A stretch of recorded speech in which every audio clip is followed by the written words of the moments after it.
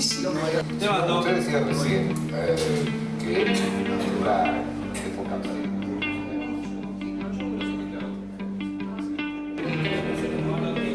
¿qué pasa con el Topa, querido? Bueno, Marcelo, esta noche justamente Godoy Cruz estará enfrentando a Independiente de Avellaneda. Recuerden el partido que estaba pautado para las 21:15, pero que finalmente ha pasado para las 21:30. Ese va a ser el horario indicado para este Godoy Cruz. El centro de Mendoza en una mañana de trabajo. Qué difícil es encontrar entre esta multitud vestigios del pasado racial, de la sangre originaria de esta tierra. En algunas caras se puede adivinar apellidos europeos, en otros el mestizaje es evidente, esa mezcla de sangres que sublima lo mejor de cada raza. La ciudad parece excluir a quien pisó este suelo mucho antes de la llegada del conquistador, el huarpe.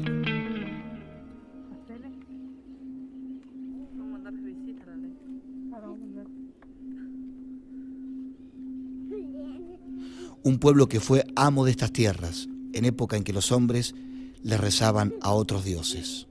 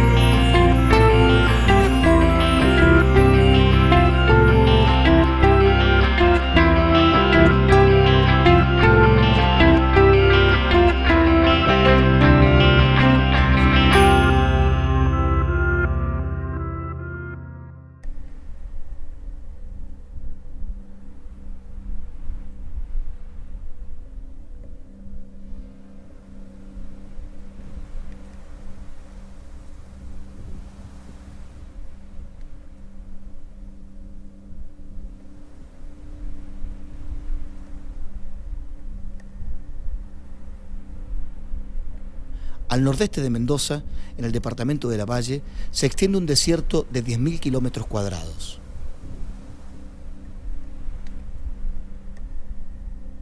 Aquí, hasta los ríos son de arena.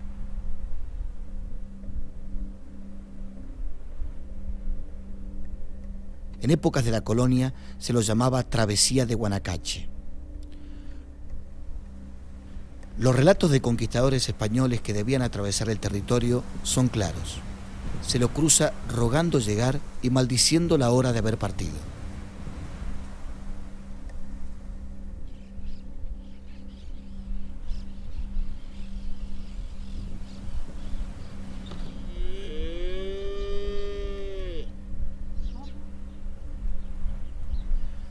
Sin embargo, para la sangre originaria que habitó Mendoza antes del español, este desierto es su hogar, el pueblo huarpe.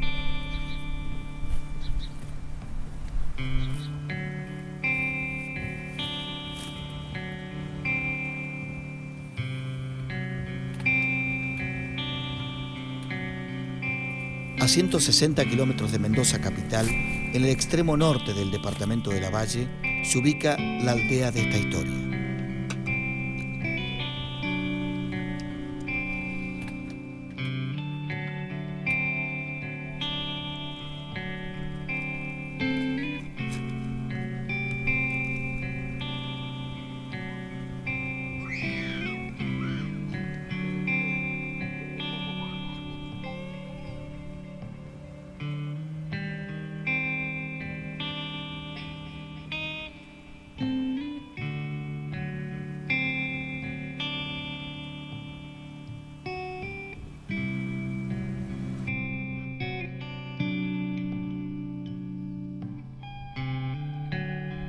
El Puerto, un pueblo en medio del desierto junto al río San Juan, casi un espejismo en medio de la aridez.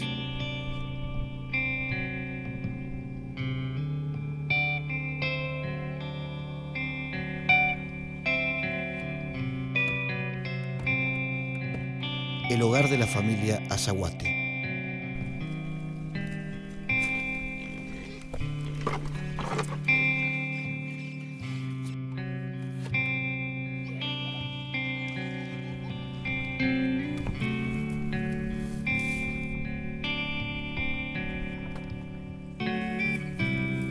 Los hombres han salido temprano. Vuelven al atardecer.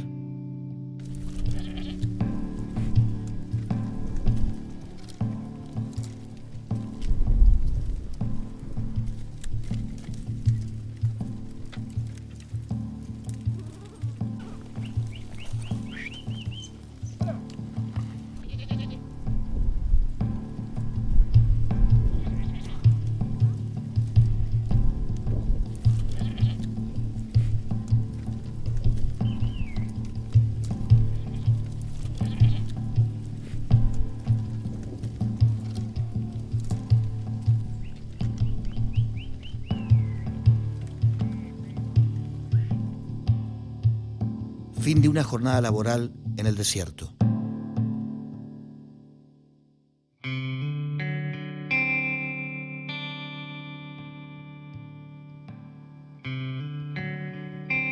Inicio de otra jornada, día feriado, pero esta vez sin sol.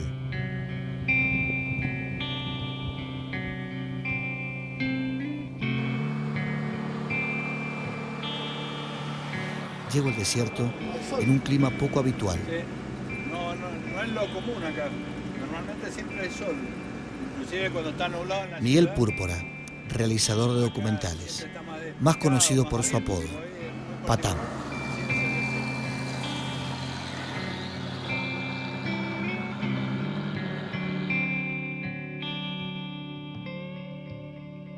Nuestro destino, el puerto. Hace años, Patán llegó hasta este lugar para filmar a sus habitantes.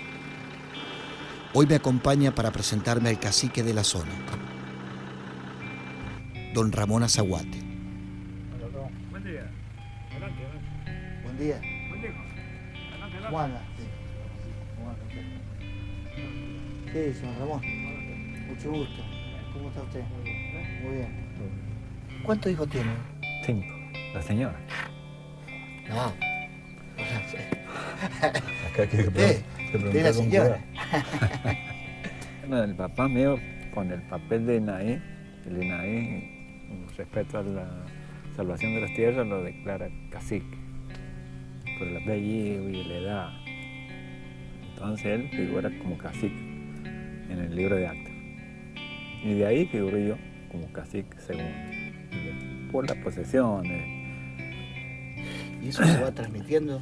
Y sí, de acuerdo ¿Su a lo hijo mayor va a ser cacique? Sí, no sé, va mucho por la elección de toda la que es la comunidad. Se juntan las 100 personas de la comunidad, los chicos, grandes, y eligen a uno. ¿Quién va a ser? Y bueno, por mayoría, si dice, bueno, usted, hay un 50 para lo suyo, 40 para lo de él, es usted. ¿Cómo llegaste acá, Patán? Esto empieza, o sea, las relaciones fundamentalmente son afectivas, entonces uno venía cada tanto a traer cine acá, porque obviamente no había luz, nada, y las cosas no llegaban tan fácilmente a este lugar, al puerto propiamente. ¿Qué le proyectabas? Sí, proyectábamos cine abajo de una enramada, ahí en la casa de la tía Esther, en la casa ¿A dónde le decía yo que está la otra casa paterna adentro? y ahí poníamos el cine. Y bueno, y un año que era el que él ya me había hablado, cómo era el tema de que querían tener una escuela y que no sabían cómo llegar y cómo hacer para tenerla, pues ya le habían pedido a todo el mundo, no le habían hecho. Y bueno, todo eso yo empecé a irlo registrando porque no tenía otra cosa para asegurarme de que eso se fuese a llegar a algún lado, nunca con un objetivo tan claro. Los habitantes del puerto querían un edificio escolar en este mismo lugar. La razón era sencilla. Sus hijos debían concurrir a una escuela albergue ubicada a casi 40 kilómetros del pueblo. Para poder estudiar, los niños debían alejarse de sus familias durante varios días al mes. Hoy, los chicos del puerto pueden estudiar en el lugar. Cómo se llegó hasta aquí es una prueba del Temple Huarpe. Una historia que merece ser contada.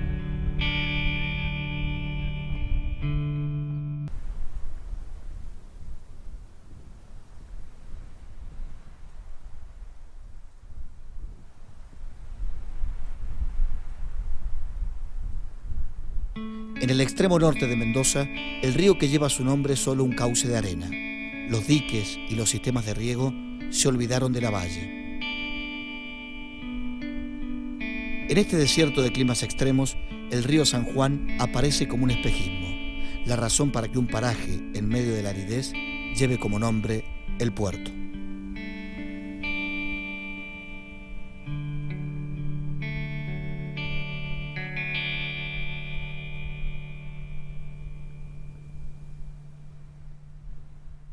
Bueno, vamos. ¿Y al médico va a la ciudad o no? No he ido nunca al médico ya. ¿No conoce el médico? No conozco al médico. ¿Nunca lo revisó el Nunca, médico? nunca. La vez pasada tenía un dolor de cabeza, ya como 5 días. Fue al médico y no vino el médico. Así que, Así que la única vez que le iba a revisar. la única vez. Y usted lleva 60 y pico sin ver un solo médico. Y no he ido nunca, no. Evidentemente, vivir acá da mucha salud. Se imagina. Dice que el doctor que no hay... No toma ningún medicamento, nada. No, nada. Una aspirineta a veces en la mañana, pero siempre las di cuando me acuerdo. ¿Dónde vamos ahora? Al puerto. ¿Al puerto? Donde ha sido el puerto. ¿Cómo el puerto en este lugar? Según decía. Así, no, había un paso en el río Ah, y ellos lo denominaron un puerto. ah. Así, más o menos sobre el 1935, por ahí. ¿Y cómo cruzaban? En balsa. En el pasado, cuando no había puente, este lugar contaba con una balsa que permitía a los viajeros cruzar el río y llegar a San Juan, o entrar en Mendoza si venían del norte. Alguna flota de carros acá y otra flota de carros del otro lado. Esto traían acá, descargaban acá, lo pasaban en las balsas y lo cargaban en los otros carros a San Juan. Y al revés. Y al revés de vuelta, con la mercadería ya para consumo. ¿Y qué tipo de mercadería cruzaban? Sí, no, todo lo que hacía falta, inclusive el chupe, ¿cómo se el criollo? ¿El vino? Claro, toda clase de vino, y la mayoría de veces en bordalés. Dice que la gente trabajaba acá. Digamos, La gente- muchísima gente, muchos de mis papás míos dicen que habían por lo menos 100 personas trabajando. Epa. ¿Sí? Inclusive tenían una cantina acá donde te quería como un sándwich, un café y tenía todo para ahí. ¿Usted Sí. cuando nació? esto No, no yo estaba? no conocía nada. Habían vestigos de toda la huella, todo, que había habido un armazón de maderas, todas esas perillas molidas, todas. Y va a decir que habrá allá abajo, ¿no? No, casa, yo sé que la lancha está acá abajo. Lo único que sé es que la lancha está acá. Pero está enterrada, molida. Claro, no queda nada. Claro, porque era de madera.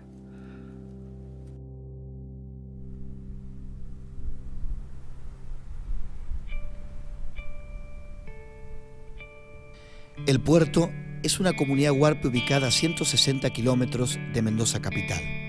Hasta hace unos años, el futuro de sus hijos también era una cuestión de distancias. Y acá los niños iban a la escuela a San Miguel, 30 kilómetros, casi los 40. Y albergaban 9 días. Y bueno, la maestra les aconseja que vayan de jardín, 4 años. Claro, Y bueno, iban una vez y después no querían ir más, los niños chicos, pues. claro, 9 días no se quería No, quedar. no sé, Claro. no puede ser. Entonces, charlamos con él y le digo, mire, esto no puede ser. Porque los niños después se dispararon al campo, los niños. Y mañana el lunes no amanecía ni un niño de esos chicos. Sí, tenía que ir el director, la maestra, correr los niños en el monte. Y si no, la maestra ya venía con los chiquitos al sapo, porque no los puede contener allá. De llanto, lloraba. Claro. La propuesta era tener una escuela cerca de la casa, pero justamente para no perder la costumbre, la forma de vivir, porque la escuela de albergue solamente hacían el contenido escolar, pero no hacían el contenido social que precisaban y la comunicación con el medio que tenían. Y los chicos, como dice él, o sea, no querían ir a la escuela porque se sentían que no pertenecían. O si no, al revés, el que se quedaba tenía una educación que era... Distinta. Claro, muy Otro empezaba a imagínate tener una- otro conocimiento. Claro, una escuela que tiene... O sea que la misma maestra lo llevaba a otro conocimiento y ya se distanciaba del padre. Claro. Usted decía, vaya a ver el chivo. ¿Qué es el chivo? Y yo ya no sé más del chivo. Vaya a ver, haga juego. No, el tipo ya no sabe hacer juego. Porque la señorita le da todas las comodidades que tiene allá. Imagínate, agua caliente, cerámica, le hacían la comida, DirecTV, todas esas cosas que Claro, los que- chicos terminaban escapándose. Cuando se egresaban, lo primero que hacían era irse a la ciudad, porque acá no encontraban lugar en A su buscar casa. esa Exacto. comunidad. Claro, entonces cuando llegaban a la ciudad, inclusive por su forma de ser, por sus particularidades, eran los últimos en la escala social de la ciudad, Exacto. ¿entendés? Entonces iban a parar a lugares también más marginales.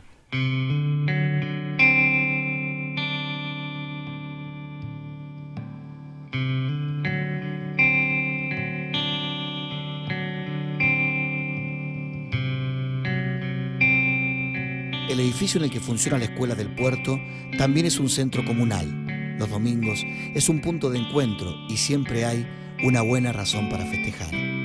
Allí nos espera Eduardo Ruiz, maestro de escuela. Yo creo que tiene que ser por el 2002, 2003,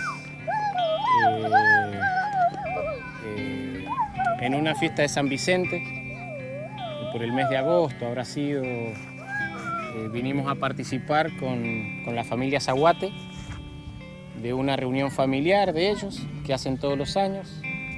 Y ahí tuvimos los primeros diálogos, nos conocimos y a partir de ahí un poco la propuesta de Ramón, decía, maestro, ¿qué tenemos que hacer?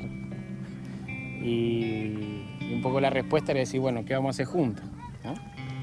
En una primera asamblea se empezó a caminar en el proyecto de la escuela y hubo un par de funcionarios que dijeron, bueno, pero acá no hay nada, ¿cómo van a tener la escuela? Sabiendo que esos funcionarios piensan que la escuela es un edificio. En realidad la escuela es otra cosa.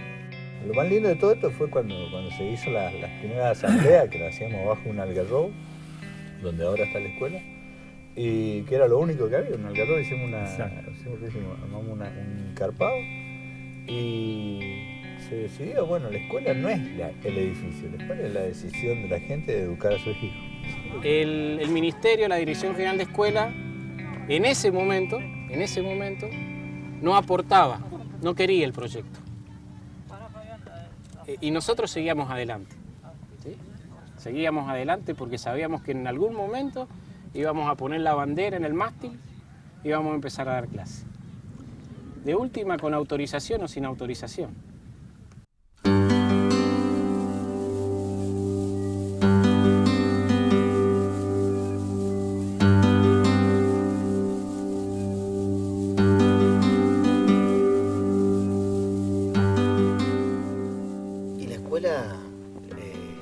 ¿Cómo se fue construyendo? Y así, pidiendo. ¿A quién le pedían? A las empresas. Hacíamos peña, hacíamos rifas, juntábamos. Y aparte, uno no se da cuenta, pero la gente dispuesta a colaborar es muchísimo más de lo que uno cree. Sí. Muchísimo más de lo que uno cree. Uno dice que van a colaborar 10 y cuando empieza a construir son 100 los que colaboran. Y aparte el motivo era muy noble, es muy noble. Sigue siendo, sigue siendo. Así que bueno, a remangarnos, a aprender. Y hubo un montón de familias, yo personalmente, que aprendí a colocar un ladrillo, uno arriba del otro. Y bueno, esto llevó un par de años, ¿no? Un par de años, porque el salón comunitario que hoy se ve acá, digamos, la gente la hizo con sus manos. Señora zanjeando, señora armando estructura de columna, llenando hormigón, usando vehículos porque no teníamos una escalera para podernos subir y cargar las losas o las columnas. O sea, el trabajo ha sido por fuerza de gente. No hay nada que tenga más sentido de pertenencia que esa escuela. Cada uno de los que vive por acá ha puesto un ladrillo.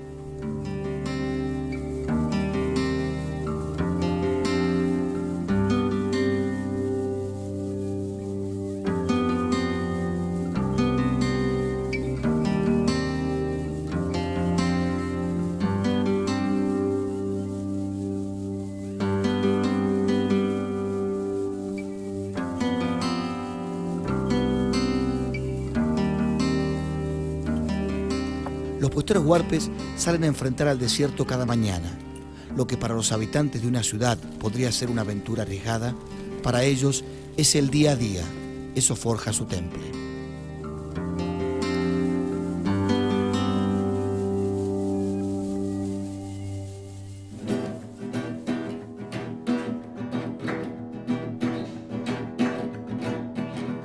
Yo vivo en medio del monte, hacha, machete y sudor, mi sangre se va secando bajo los rayos. La historia que nos trajo hasta aquí da muestras del temple huarpe.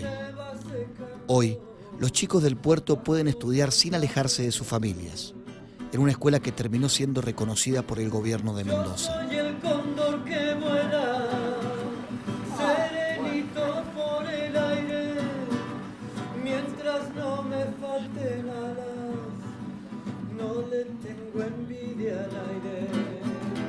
Mientras no me falten alas, no le tengo envidia. Pero hay que acostumbrarse.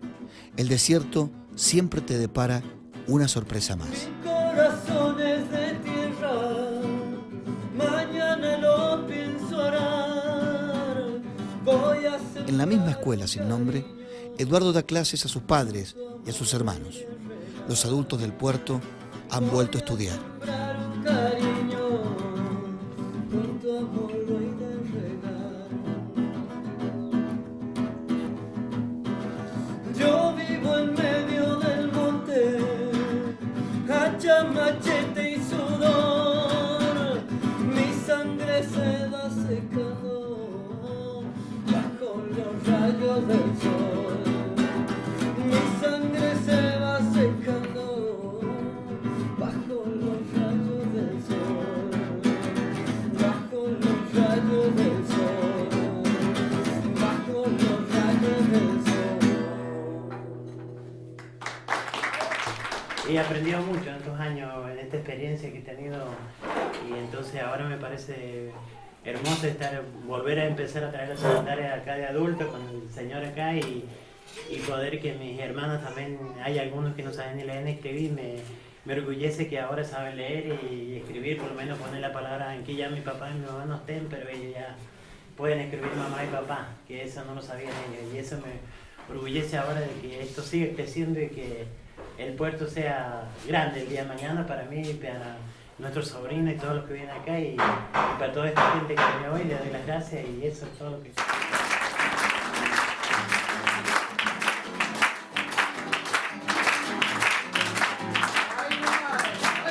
Porque sos tan bonita como las flores, porque sos tan bonita como las flores. Yo quiero ser el dueño de tus amores, yo quiero ser el dueño de tus amores. Cuando inicié este viaje, no tenía claro hacia dónde me iba a llevar. Buscaba una respuesta, pero no sabía formular la pregunta. Encontré la respuesta en la actitud de esta gente sencilla.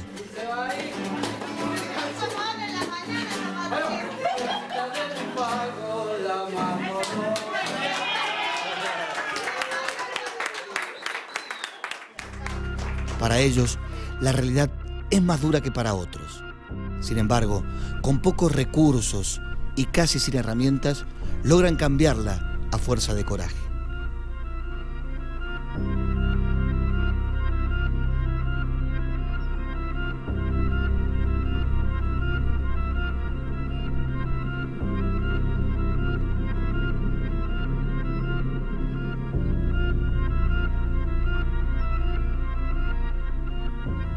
También encontré la pregunta. Tiene que ver con la esperanza. Sí, encontré mucho más de lo que estaba buscando.